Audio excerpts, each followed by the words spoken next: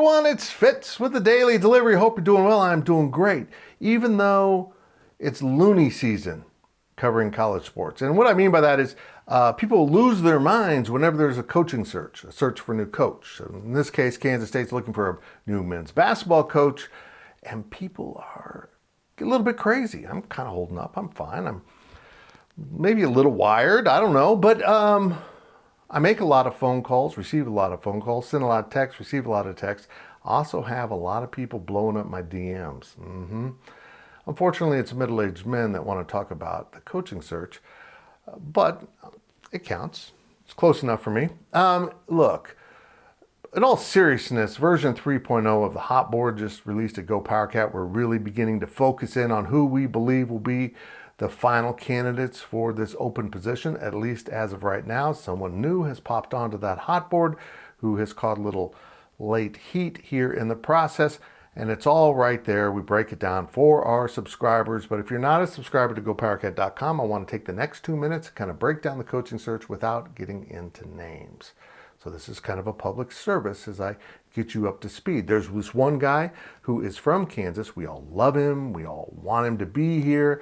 The problem is he's kind of expensive. He's kind of a big deal. So booking him for, like a 10-year engagement is going to cost a lot of money in Manhattan, Kansas. In fact, there's one rumor on the internet right now, so it's probably true, that the donors are going to give him an entire fraternity house.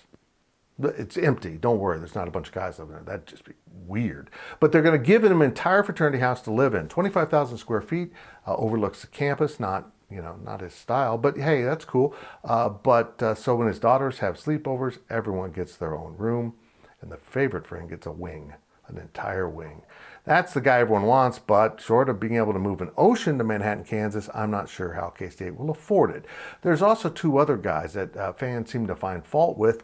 One has never been a head coach before, so surely he can't coach. And the other guy, in fairness, did have an incident. He's down in New Mexico, and there was an incident in Ohio about 5-6 years ago.